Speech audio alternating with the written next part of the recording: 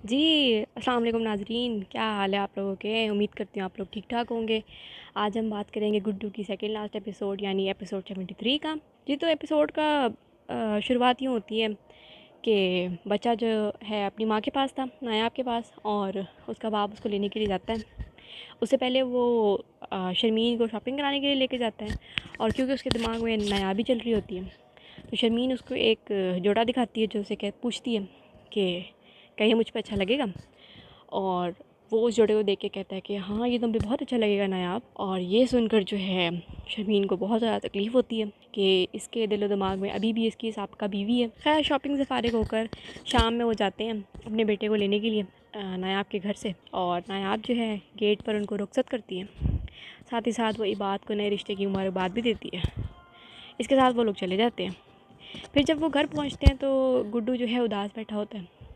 बाप उससे पूछता है कि आप तो अपनी वालदा से मिलने गए थे, तो आपका दिन कैसा गुजरा, अभी भी खुश नहीं हो आप? तो वो कहता है कि मैं खुश तो हूँ, लेकिन उजाला जो है बहुत उदास थी।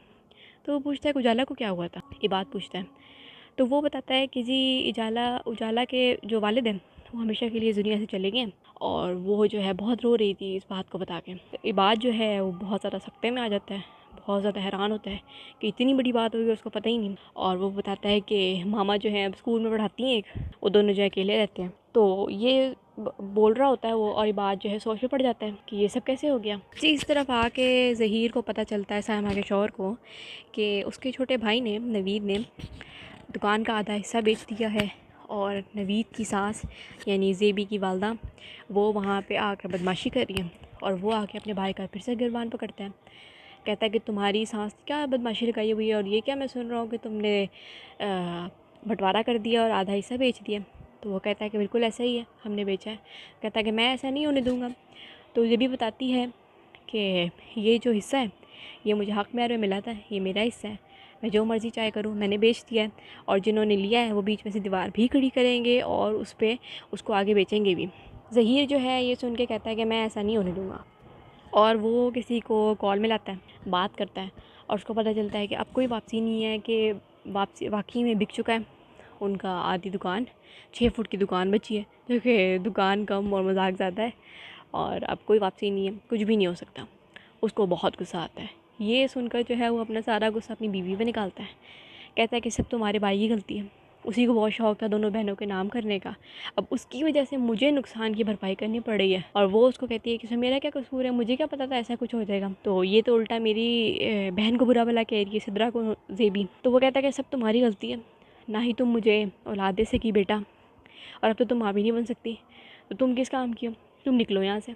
वो उसे घसीटता हुआ घर से बाहर निकाल देता है, और वो दरवाज़ा पीटती रहती है, रोती रहती है कि उसकी ज़ोया यानी उसकी जो बेटी है वो उसको दे दो। वो बहुत तरले मिन्नतें करती है, बिल्कुल वैसे ही जैसे नायाब ने तरले मिन्नतें की थी जब उसको निकाला गया था, और उसने कहा था कि उसको सिर्फ उसका बच्चा दे दो, वो चली जाएगी यहाँ से। लेकिन किसी ने ना सुनी थी उसकी, और उसको बेइज्जत करके, ज़लील करके, तलाक दिलवा के, और उस पर हर किस्म का गंदा घिनौना इल्ज़ाम लगाकर, बदचलनी का इल्ज़ाम लगाकर उसको निकाल दिया गया था। और इस सारे मामले में बराबर की शरीक थी यही साइमा, बड़ी बहन इसकी। और जब वो पीट रही होती है दरवाज़ा, तो उसको वही वक्त याद आ रहा होता है। खैर, वो हैदराबाद में होते हैं, तो वो 6 घंटे का सफ़र तय करके अपने घर पहुंचती है।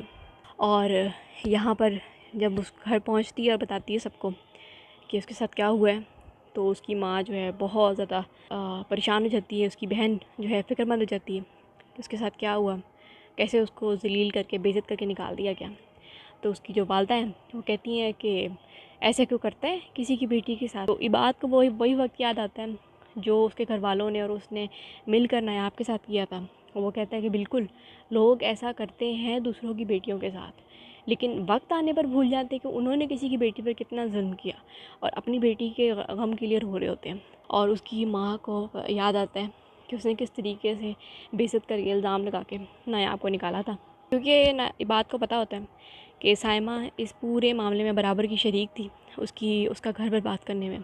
तो वो उसकी हालत देखकर भी उस पर तरस नहीं खाता, और उठ के चला जाता अपने बेटे को लेकर सोने के लिए। इधर साइमा जो है वो बहुत रोती तड़पती है अपनी बेटी के लिए, ज़ोया के लिए, और कहती है कि मुझे जो है नायाब की बदुआ लग गई है, मैंने उसको बहुत तकलीफ़ दी, उसके बेटे पे बहुत जुल्म किया और मुझे उनकी बदवा लगी है।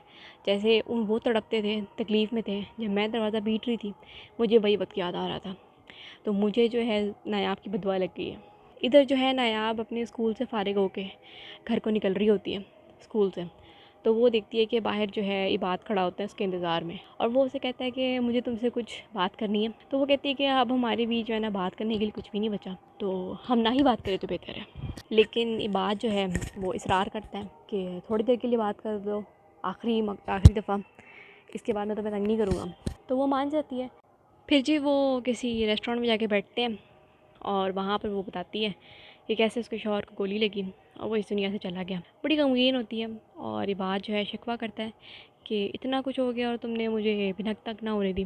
कहती कि हमारा ऐसा रिश्ता नहीं कि मैं तुमसे इस बारे में ज़िक्र करूं या तुम्हें को फ़र्क पड़ना चाहिए कि मेरी ज़िंदगी में क्या कुछ होता है। तो वो कहता है कि तुम्हारा और मेरा रिश्ता अभी भी कायम है क्योंकि तुम जो हो मेरे बेटे की माँ हो। तो वो बताती है उसको, मुबारकबाद देती है उसको और कहती है कि मुझे गुड्डू ने बताया कि तुम्हारी मंगनी होगी और इसी हफ्ते शादी है। तो वो इसके मुतल्लिक जो है ना कुछ भी नहीं कहता।